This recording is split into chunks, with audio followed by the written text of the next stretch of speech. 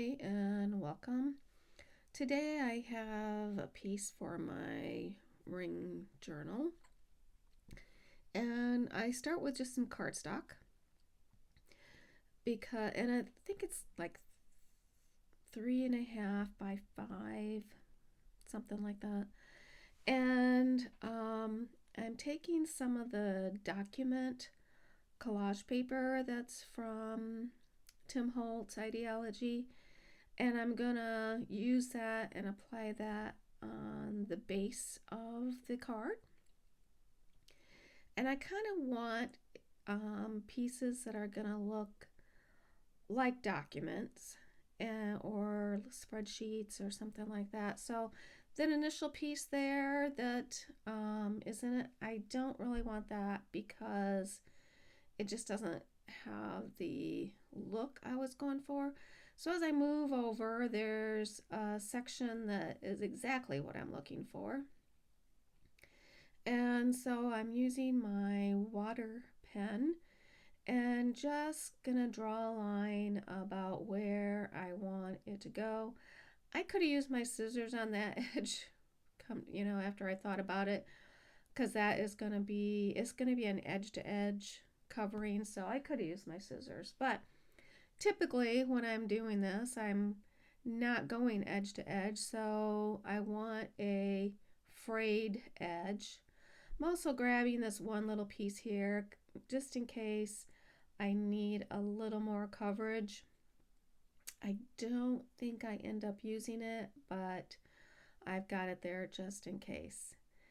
So I'm going to be taking it, and the way I apply this collage tissue paper is I put a layer of collage medium down.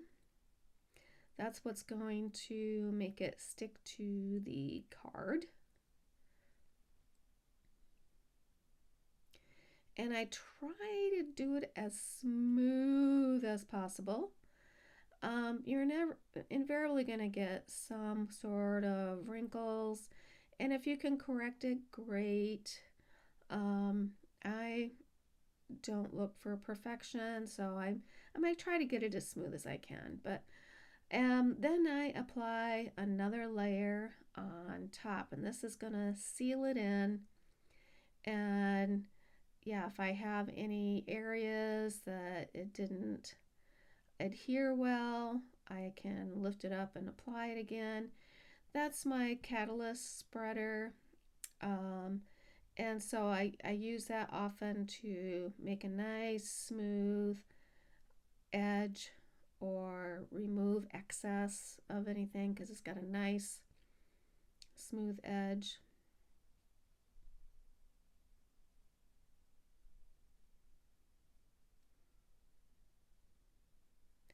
So I'm just checking to see if there's any places that I need to reapply some collage medium just to get it nice and secure.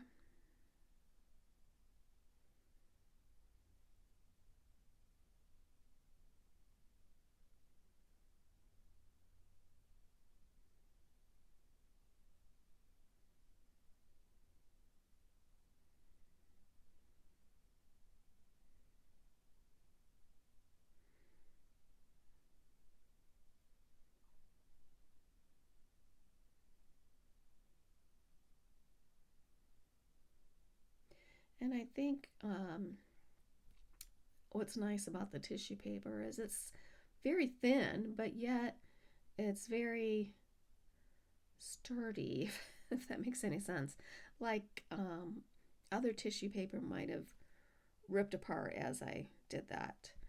I give it a quick dry, and then I cut off any excess.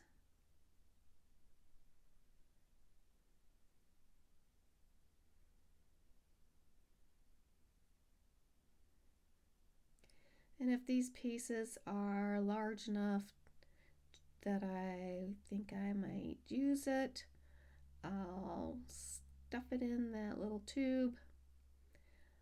Um, but if it's really small, I just trash it.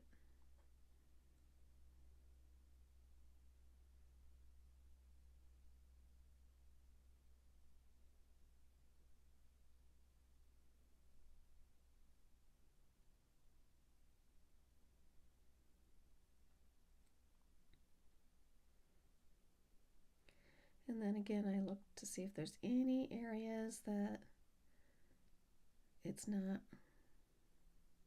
adhered well enough.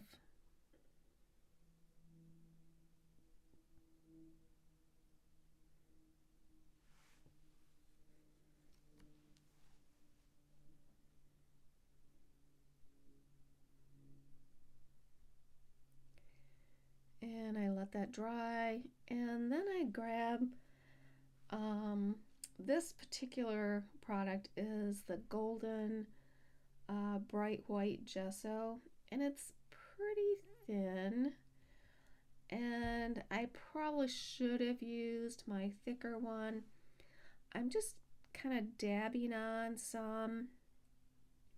I want it to look like um, almost like plaster coming off, and I wasn't getting that effect. And I think it had to do with the fact that the gesso that I was using was a little thin. I mean, I'm kind of getting the look I want because what I do is just take the flat part um,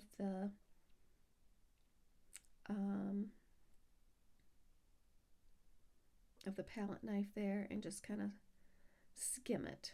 Don't spread it, I just skim it. And I keep just adding more. And the nice thing about the fact that I've put the collage medium down is if I'm quick enough before it dries, I can wipe off anything that just I don't like the looks of.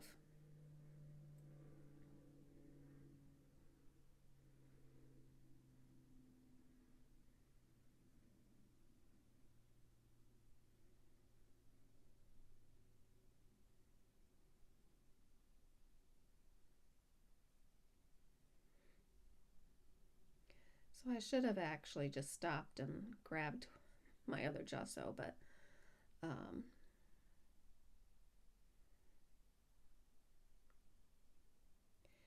and then I work on this until I got the kind of coverage that I was looking for.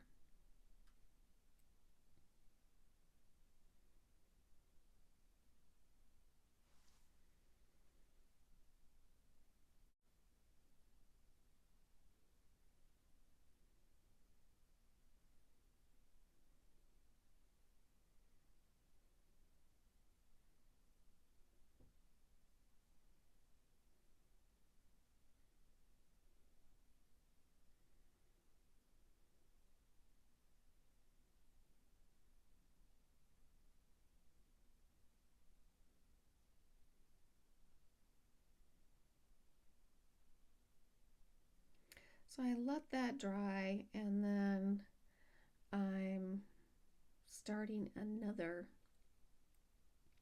layer of it.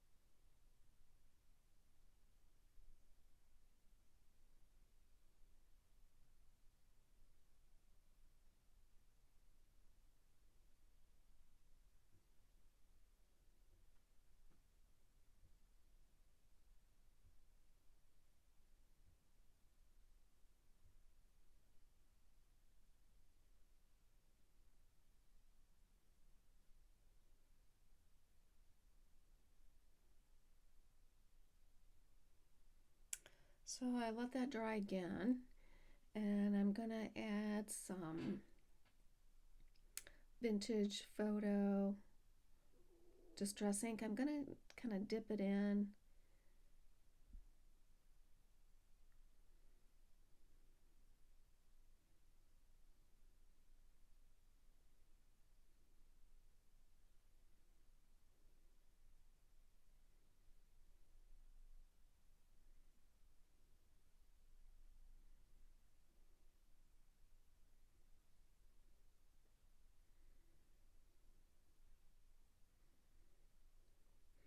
And how it looks right now is different than, of course, how it is going to end up looking.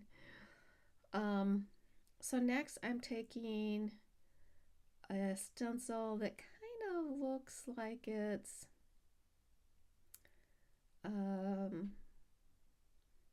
splattered. I don't know, what's the stuff they put on walls? Texture. And that's kind of exactly what I'm doing, is kind of applying texture to make it look like it is a peeling wall.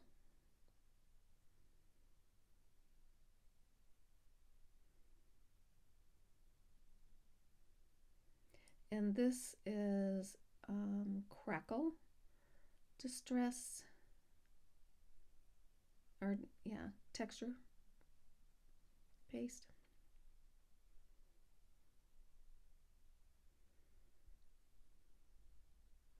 And I have a bucket of water that I just dump that into right away.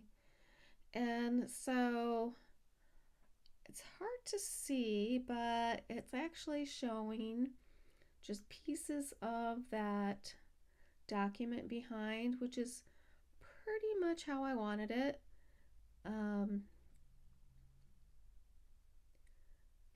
It just looks like it's old wall to me. And I found this botanical. I think it's in one of the layered botanicals from Tim Holtz, and this was actually pretty difficult to get to glue down because it just didn't want to stick to the texture paste there, probably because it wasn't completely dry. It was mostly dry, but not completely dry. I do end up getting it to stay after a couple times I'm just pressing it down. And if you just leave it alone, then it will. I'm just used to it sticking right away, and it didn't do that right away. This piece here that I'm prepping with my handy dandy nail file or nail buffer or whatever, and it's one of the layers pieces, so it has a pretty good shine on it, and which I didn't want. So I kind of roughed it up a little bit, and so that's gonna go down near the bottom. I thought it being a document kind of tied in with the background. And there's a little leaf there that on the botanical that I just kind of want to go and overlap.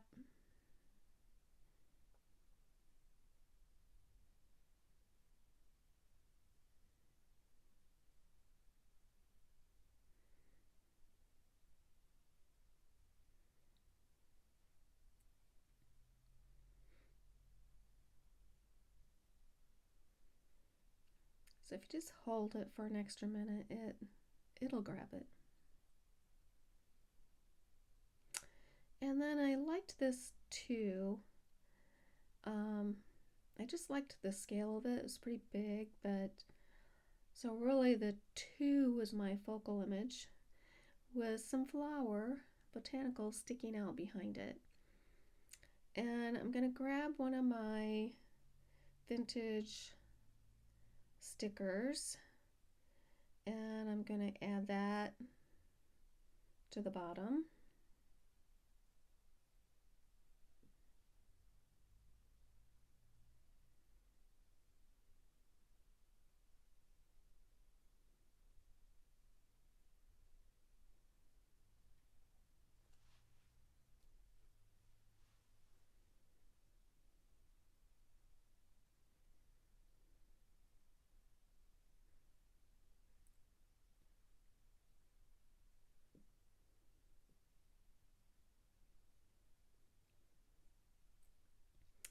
Gonna go around the edges with my vintage photo.